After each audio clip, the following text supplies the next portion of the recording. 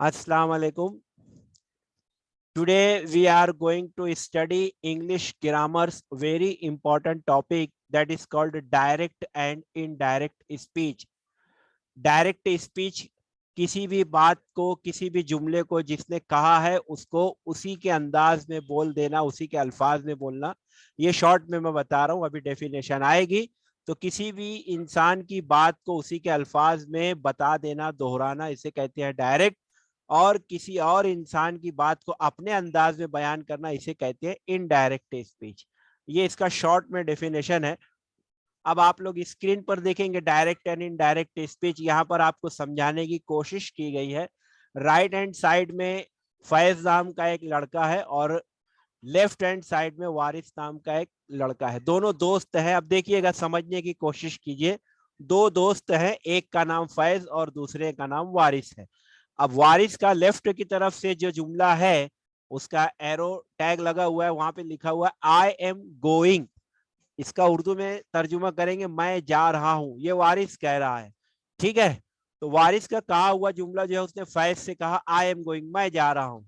अब फैज जो है, ध्यान से देखिएगा, फैज जो है वारिस का जुमला अपने अंदाज में, अपने अल्फाज में बोल रहा है। वो किस तरीके से कहता है? He says. ही का मतलब यहाँ पर वारिस है, लड़का है। ही सेज, वो कहता है। अब उसका जो कहा हुआ जुमला है, अगर आप गौर करेंगे तो ही सेज के बाद सिंगल कॉमा लगा हुआ है नीचे की तरफ, और वारिस का कहा हुआ जुमला डबल इनवर्टेड कॉमा में लिखा हुआ है आई एम गोइंग। अब ये फैज कह रहा है ही सेज, वो कहता है यानी वारिस कहता है आई एम गोइंग, मैं जा रहा हूं। यहाँ पर फैज जो है खुद नहीं कह रहा है, बल्कि वारिस का कहा हुआ जुमला अपने अंदाज में बयान कर रहा है। तो ये शक्ल को ध्यान रखिए, आपको बाद में इसके हवाले से और समझ में आएगा। अब अगले स्क्रीन पर देखिए, यहाँ पर कुछ इंपॉर्टेंट चीजें हैं। ये डायरेक्ट और इनडायरेक्ट बनाने का जो तरीका है, या यूं कह लो उसे जो पहचाना जाता है, ये डिटेल में आपके सामने लिखा हुआ है। मैं एक एक पढ़ के उसके बाद मिसालों के जरिए से इसको और बेहतर अंदाज से समझाऊंगा। तो देखिए, अभी हम जो तस्वीर देखे उसका एक्सप्लेनेशन यहाँ पर शुरू होता है। पहली लाइन, पहला जुमला है वारिस ने खुद कहा आई एम गोइंग। ठीक है, इसलिए ये जुमला सादा अंदाज में यानी बगैर वावेन के लिखा है। वावेन का मतलब होता है इन्वर्टेड कॉमा। वारिस खुद कह रहा है आई एम गोइंग, तो उसका कहा हुआ जुमला सिंपल सा लिखा हुआ है, सादा लिखा हुआ है, तो उसे बगैर वावेन के लिखा जाता है। ये बात ध्यान रखिए। उसके बाद दूसरा पॉइंट देखिए, लेकिन जब वारिस का कहा हुआ यही जुमला फैज ने बिल्कुल इसी तरीके से कहा, यानी वारिस के अल्फाज में फैज ने वारिस की बात को इसी के अल्फाज में बयान किया, जो अभी मैं पहले भी कह चुका हूं, तो वो इस तरह लिखा गया। फिर से आपको इंग्लिश में दिखेगा वारिस या ही सेज, नीचे की तरफ कॉमा, फिर वारिस का कहा हुआ जुमला जो है वो डबल इनवर्टेड कॉमा में है, I am going, full stop करके डबल इनवर्टेड कॉमा पूरा कर दिया गया। तो ये ध्यान देखिए। अब जो पीली लाइन लिखी हुई है उसको ध्यान से देखिएगा आप लोग। नोट, जब हम, अब ये उसकी डेफिनेशन है, जब हम किसी की बात को उसी के अल्फाज में बयान करते हैं तो उसे डायरेक्ट स्पीच कहते हैं। ध्यान से सुनिएगा, जब हम किसी की बात को उसी के अल्फाज में बयान करते हैं तो उसे डायरेक्ट स्पीच कहते हैं। यानी किसी और का कहा हुआ जुमला जब हम किसी और से कहते हैं, लेकिन अल्फाज बिल्कुल उसी के होते हैं जिससे हमने सुना है, जिसने हमसे जो कहा था, हम सेम टू सेम जुमला दूसरे तक पहुंचाते हैं, कोई तब्दीली नहीं करते, तो उसे डायरेक्ट स्पीच कहते हैं। उसके बाद चौथा पॉइंट जो है व्हाइट कलर का, वो देखिए, अगर वारिस की बात, अब यहां से हम लोग इनडायरेक्ट की तरफ आ रहे हैं, ध्यान से देखिएगा। अगर वारिस की बात फैज अपने अंदाज में कहता या अपने अल्फाज में कहता तो वो जुमला इस तरह होता। अब आगे व्हाइट से जो इंग्लिश में लिखा हुआ वो देखिएगा, वारिस, वो कह रहा है, फैज कह रहा है वारिस सेज या ही सेज, वारिस कहता है, वो कहता है। अब यहां पर दैट लगा दिया गया, कॉमा इनवर्टेड कॉमा जो था ऊपर उसको हटा करके फैज जो है वारिस के जुमले को अपने अंदाज में, अपने अल्फाज में बयान करने जा रहा है।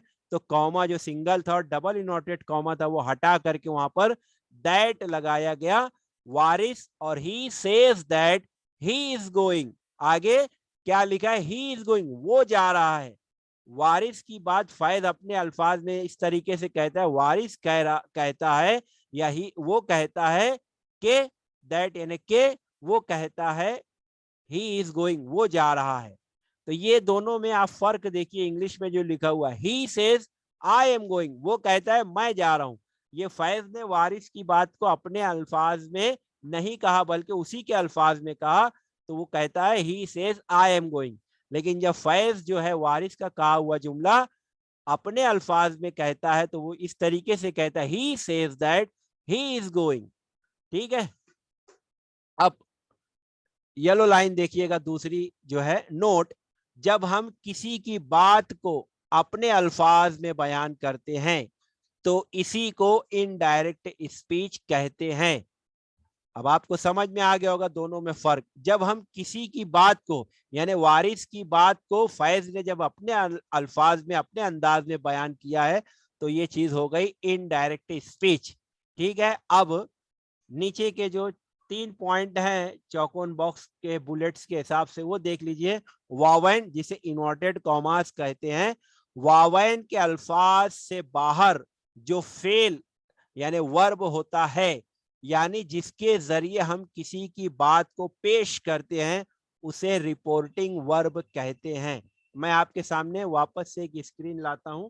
यहां पर देखिए ही सेज जो लिखा हुआ है ऑरेंज कलर के ओवल शेप का जो डिजाइन है, ही सेज, तो सेज जो है इस पर ध्यान दे रहा है, मैं ये समझाने की कोशिश कर रहा हूं। सेज ये वर्ब जो है वावैन के अल्फाज से बाहर जो फेल जो वर्ब होता है, यानी जिसके जरिए हम किसी की बात को पेश करते हैं, उसे रिपोर्टिंग वर्ब कहते हैं। तो वहां जो सेज जो लफ्ज लिखा हुआ था उसे डायरेक्ट और इनडायरेक्ट के हवाले से अगर देखेंगे तो उसे रिपोर्टिंग वर्ब कहते हैं। और ये बहुत इंपॉर्टेंट चीज है। आगे आप जब डायरेक्ट से इनडायरेक्ट जुमला तब्दील करने जाएंगे तो आपको सबसे पहले रिपोर्टिंग वर्ब पे ध्यान देना पड़ेगा। उसके बाद दूसरा पॉइंट है वावेन इन्वर्टेड कॉमा में जो जुमला होता है, ऊपर आपके स्क्रीन पे दिखाई दे रहा है, इसी स्क्रीन पर जैसे डबल इन्वर्टेड कॉमा में ऊपर लिखा हुआ आई एम गोइंग। अब मैं इस जुमले की बात कर रहा हूं। वावेन में जो जुमला होता है वो रिपोर्टिंग वर्ब का मफूल यानी ऑब्जेक्ट कहलाता है। रिपोर्टिंग वर्ब जो है वहां पे ऊपर अगर आप देखेंगे इंग्लिश में जो लिखा हुआ है वारिस सेज या ही सेज, तो सेज जो वर्ब है उसको रिपोर्टिंग वर्ब कहेंगे और डबल इनवर्टेड कॉमा के अंदर जो लिखा हुआ है उसे ऑब्जेक्ट ऑफ रिपोर्टिंग वर्ब कहते हैं। रिपोर्टिंग वर्ब का मफूल कहते हैं उसे। अब आखिरी बात, फिर एग्जांपल शुरू करते हैं। अगर रिपोर्टिंग वर्ब, ये बहुत ध्यान से देख सुनिएगा, अगर रिपोर्टिंग वर्ब यानी डबल इनवर्टेड कॉमा से पहले जो वर्ब लिखा हुआ होता है उसकी बात की जा रही है, ध्यान से सुनिएगा। अगर रिपोर्टिंग वर्ब जमाने हाल यानी प्रेजेंट टेंस में हो तो उसे डायरेक्ट से इनडायरेक्ट स्पीच बनाते वक्त जुमले के या जुमला के जमाने यानी टेंस में कोई तब्दीली नहीं की जाएगी। ये बहुत इंपॉर्टेंट है। अब रिपोर्टिंग वर्ब जो वहां पर हमारा सेज आया है, इसकी अगर आप शक्ल पे गौर करेंगे, वर्ब की 3 शक्लें जो आमतौर पे पढ़ाई जाती हैं, वर्ब फर्स्ट फॉर्म एस या एस के साथ, वर्ब सेकंड फॉर्म और वर्ब थर्ड फॉर्म।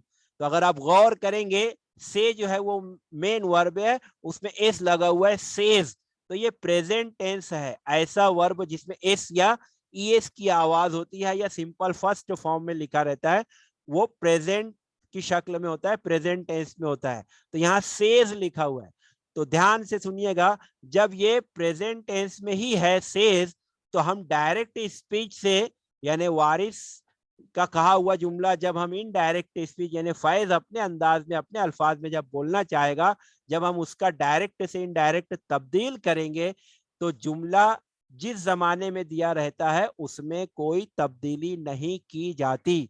वारिस ने कहा था ही सेज, वारिस कहता है आई एम गोइंग, मैं जा रहा हूं। तो फैज जब उसको अपने अंदाज में कहता है, दोनों पीली लाइन के बीच में देखिए, वहां पर मैं बता रहा हूं ही सेज वो कहता है, या वारिस सेज, वहां पर सेज का सेज ही रहा और कॉमा डबल इनवर्टेड कॉमा की जगह पे दैट लगा के वहां पर वारिस ने अपने लिए कहा था तो आई लफ्ज इस्तेमाल किया था, मैं।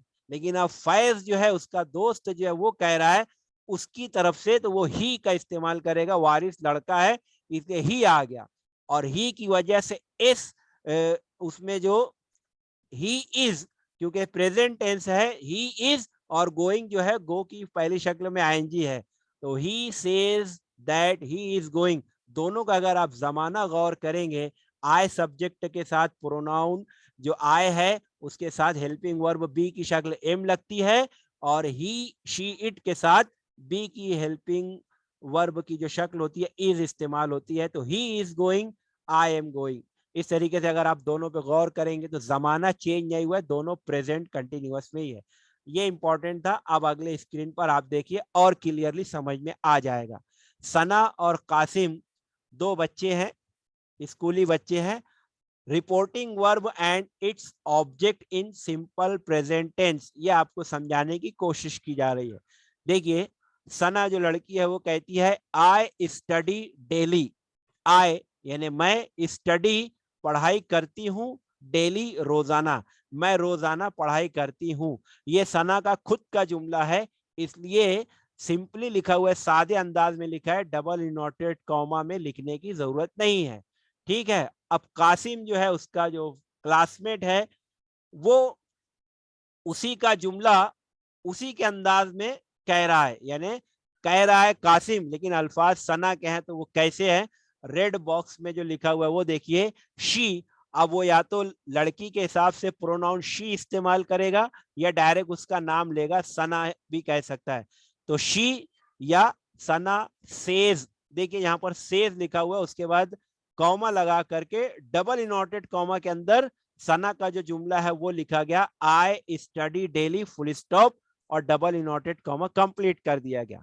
तो ये जो जुमला है लाल कलर के बॉक्स में, सना सेज या she says I study daily, ये डायरेक्ट स्पीच हुआ, क्योंकि सना का कहा हुआ जुमला कासिम ने उसी के अल्फाज में यानी सना के अल्फाज में बयान कर दिया। शी सेज वो कहती है, आई स्टडी डेली मैं रोजाना पढ़ाई करती हूं। अब नीचे जो ब्लैक कलर का एरो बना हुआ है उस पे भी ध्यान दीजिएगा। हम जो अभी रिपोर्टिंग वर्ब और ऑब्जेक्ट ऑफ रिपोर्टिंग वर्ब समझ रहे थे, उसको यहाँ पर फिर से एक्सप्लेन किया गया है। सेज जो वर्ब दिया है उसके नीचे लिखा हुआ है रिपोर्टिंग वर्ब, और वो प्रेजेंट टेंस में है, उसमें एस की आवाज है, सेज लिखा हुआ है। और उसके बाद डबल इनवर्टेड कॉमा के अंदर जो जुमला लिखा हुआ है आई स्टडी डेली, जो जुमला है उसे कहेंगे ऑब्जेक्ट ऑफ रिपोर्टिंग वर्ब। तो ये हुआ डायरेक्ट स्पीच के दो हिस्से, आपको मेन याद रखने हैं, रिपोर्टिंग वर्ब और ऑब्जेक्ट ऑफ रिपोर्टिंग वर्ब। तो रिपोर्टिंग वर्ब जो होता है वो इन्वर्टेड कॉमा से बिल्कुल पहले लिखा हुआ होता है, वो जो वर्ब होता है उसी को कहते हैं। और डबल इन्वर्टेड कॉमा के अंदर चाहे छोटा जुमला हो चाहे बड़ा जुमला हो, उस पूरे जुमले को ऑब्जेक्ट ऑफ रिपोर्टिंग वर्ब कहते हैं। अब नीचे देखिए उसका डायरेक्ट स्पीच से इनडायरेक्ट बना करके बताया गया है। लेवेंडर कलर का जो बॉक्स है, अब उसमें देखिए ये भी कासिम ही कह रहा है, कासिम ने दो जुमले कहे हैं। रेड बॉक्स वाला जो था वो सना का जुमला अपने अल्फाज में नहीं कहा बल्कि सना के ही अंदाज में कहा, तो वो डायरेक्ट स्पीच है। लेकिन अब कासिम जो है अपने अंदाज में सना की बात को कहता है, तो वो किस तरीके से चेंज होता है वो समझिएगा। शी और सना, शी या सना सेज, यहां तक तो ठीक है, शी सेज, सना सेज। अब कॉमा और डबल इनवर्टेड कॉमा की जगह पर डायरेक्ट से इनडायरेक्ट स्पीच जब तब्दीली करते हैं तो कॉमा इनवर्टेड कॉमा को हटा करके वहां बीच में दैट लगा दिया जाता है। ठीक है। तो शी सेज या सना सेज दैट। अब वहां पे लड़की के लिए प्रोनाउन आ गया शी, और शी जो है उसके आगे वर्ब अगर आप देखेंगे सिंपल प्रेजेंट टेंस में ही शी इट के साथ वर्ब हमेशा एस या ईएस की आवाज के साथ आता है, तो शी स्टडीज डेली। अब इसका मतलब ये हुआ, दोनों, पहले लाल वाला जो बॉक्स है मैं वो पढ़ के बताता हूं। शी सेज, सना सेज, वो कहती है, सना कहती है आई स्टडी डेली, मैं रोज पढ़ाई करती हूं। ये डायरेक्ट हुआ। अब इनडायरेक्ट स्पीच कासिम ने उसी बात को किस तरीके से कहा, शी सेज या सना सेज दैट वो कहती है कि, सना कहती है कि शी स्टडीज डेली, वो रोजाना पढ़ाई करती है। वो कहती है कि वो रोज पढ़ाई करती है। ठीक है, पहले कासिम ने कहा वो कहती है मैं रोजाना पढ़ाई करती हूँ, और अब कासिम कह रहा है वो कहती है कि वो रोज पढ़ाई करती है। तो यही चीज मैं आपको अच्छे अंदाज में समझाने की कोशिश कर रहा हूं। उम्मीद करता हूं आपको समझ में आ गया होगा। आप जरूरत के मुताबिक स्क्रीनशॉट लेते जाइएगा। अब अगले स्क्रीन पर कुछ और इंपॉर्टेंट यहां पर ध्यान दीजिएगा। अब आपको रिपोर्टिंग वर्ब जो है ये पास्ट टेंस में अगर होता है तो क्या तब्दीली होती है, ये समझाने की कोशिश की गई है। Reporting verb and its object in simple past tense. ठीक है, ध्यान से देखिएगा। और आप 9th और 10th के स्टूडेंट हैं या आगे आप बड़ी क्लास में जाएंगे, तो जब कभी भी आपके एग्जाम में डायरेक्ट से इनडायरेक्ट स्पीच बनाने के लिए इंग्लिश के पेपर में जब भी सवाल आता है, तो वो रिपोर्टिंग वर्ब हमेशा पास्ट टेंस में ही दिया जाता है। उसी की वजह से जो ऑब्जेक्ट ऑफ रिपोर्टिंग वर्ब होता है, यानी डबल इनवर्टेड कॉमा का जो जुमला होता है, उसमें कुछ तब्दीलियां आपको जुमले की मुनासिबत से करनी पड़ती हैं। तो यहां से आपका मेन शुरुआत होती है। जेबा और अयाज नाम के दो बच्चे हैं। जेबा नाम और अयाज नाम के दो दोस्त हैं। अयाज पहले कहता है, एक मिनट, हाँ, अयाज का जुमला है ऑरेंज कलर के बॉक्स में, I play cricket with my friends. I play, मैं खेलता हूं क्रिकेट विथ माई फ्रेंड्स, मेरे दोस्तों के साथ मैं क्रिकेट खेलता हूं। ये अयाज का जुमला है, उसने कहा। तो ये बिना इन्वर्टेड कॉमा के उसी का जुमला है, लिखा गया है। ठीक है, अब जेबा जो है अयाज के इसी जुमले को अयाज के अल्फाज में ही बयान करती है, यानी डायरेक्ट स्पीच बनता है वो देखेंगे। तो वो कहती है लड़का है अयाज, इसलिए प्रोनाउन वहां पर सब्जेक्ट जो है वो ही हो गया, यानी ही जो है वो प्रोनाउन है जो सब्जेक्ट के तौर पे आया है। अब वो लड़की कह रही है ही सेड, वो कहता है, कह रही है जेबा, लेकिन अल्फाज जो है अयाज के रहेंगे। ही सेड, वो कहता है, और ही सेड, अब आप यहाँ पे ध्यान दीजिए, रिपोर्टिंग वर्ब जो है वो सेज नहीं लिखा हुआ है, सेड लिखा हुआ है, SAID, सेड। ये पास्ट टेंस हो गया, है ना, नीचे लिखा हुआ है व्हाइट कलर से, reporting verb into past tense. ठीक है, ही सेड, अब उसका कहा हुआ जुमला कॉमा डबल इनवर्टेड कॉमा करके वो कहती है, लड़की कह रही है जेबा, he plays cricket with my friends, वो ही सेड, उसने कहा। आप ध्यान से सुनिएगा तर्जुमे में, अभी तक था ही सेज या शी सेज, तो हम तर्जुमा करते थे वो कहता है, वो कहती है, लेकिन यहाँ लिखा हुआ ही सेड, उसने कहा। ये पास्ट टेंस हो गया, उसने कहा, क्या कहा, डबल इनवर्टेड कॉमा में है, ही प्लेज, वो खेलता है क्रिकेट विथ माय फ्रेंड्स, वो मेरे दोस्तों के साथ, वो खेलता है मेरे दोस्तों के साथ क्रिकेट। ठीक है, तो जो डबल इनवर्टेड कॉमा के अंदर इतना बड़ा जुमला आपको दिख रहा है वो हो गया ऑब्जेक्ट ऑफ रिपोर्टिंग वर्ब। तो ये जेबा जो है अयाज के ही अल्फाज को जो है अपने अंदाज में बयान कर देती है।